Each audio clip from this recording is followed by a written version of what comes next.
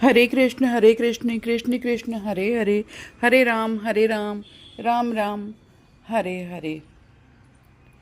ओम श्री सद्गुरुदेवाय नमः। ओम श्री गणेशाय नमः। एक बार महाराज युधिष्ठिर ने भगवान श्री कृष्ण से पूछा कि हे वासुदेव, आपको नमस्कार है।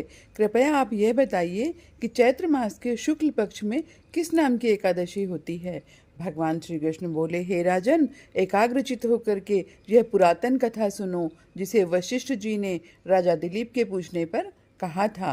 राजा दिलीप ने पूछा था, हे भगवान, मैं एक बात सुनना चाहता हूँ कि चैत्र मास के शुक्ल पक्ष में किस नाम की एकादशी होती है। वशिष्ठ जी बोले, हे राजन, चैत्र शुक्ल पक्ष में कामदा नाम की एकादशी होती है। यह परम पुण्यमयी है। पाप रूपी ईंधन के लिए तो यह दावानल ही है। प्राचीन काल की बात है। नागपुर नाम का एक सुंदर नगर था, जहाँ सोने के महल बने हुए थे। उस नगर में पुंडरीक आदि महाभयंकर नाग निवास करते थे।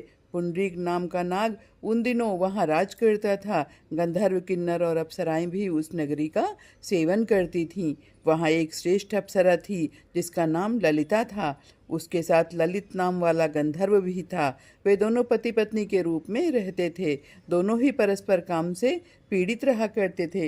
ललिता के हृदय में सदा पति की ही मूर्ति बसी रहती थी और ललित के हृदय में सुंदरी ललिता का नित्य निवास था। एक दिन की बात है, नागपुर नागराज पुंडरीक राजसभा में बैठकर मनोरंजन कर रहा था। उस समय ललित का गान हो रहा था, किंतु उसके साथ उसकी प्यारी ललिता नहीं थी।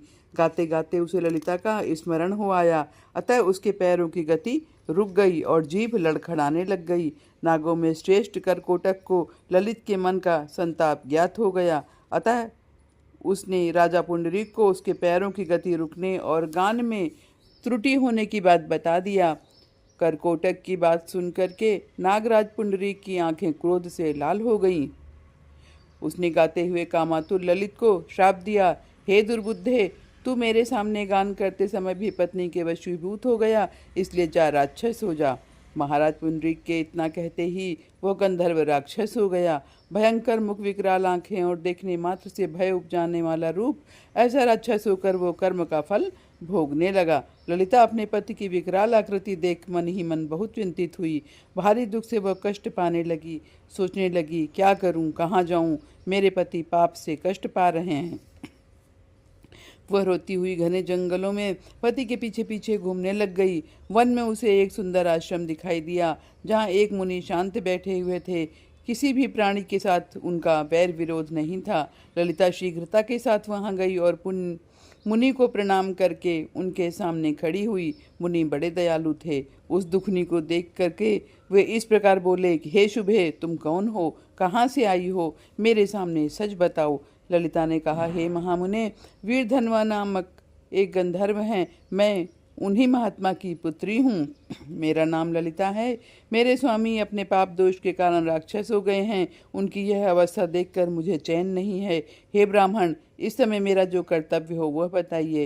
हे विप्रवर, जिस पुण्य के द्वारा मेरे पति राक्षस भाव से छुटकारा पा जाएं, उसका उपदेश दीजिए। ऋषि बोले, हे भद्रे, इस समय चैत्र मास के शुक्ल पक्ष की कामदा नामक एकादशी तिथि है, जो सब पापों को हरने वाली और उत्तम है। तुम उसी का विधि पूर्वक व्रत करो और इस व्रत का जो पुण्य हो उसे अपने स्वामी को दे डालो। पुण्य देने पर क्षण भर में ही उसके शाप का दोष दूर हो जाएगा। हे राजन, मुनि का यह वचन सुनकर ललिता को बड़ा हर्ष हुआ। उसने एकादशी को उपवास करके द्वादशी के दिन उन ब्रह्मर्षि के समीप ही भगवान वासुदेव के श्री विग्रह के समक्ष अपने पति के उद्धार के लिए यह वचन कहा कि मैंने जो यह कामदा एकादशी का उपवास व्रत किया है, उसके पुण्य के प्रभाव से मेरे पति का राक्षस भाव दूर हो जाए।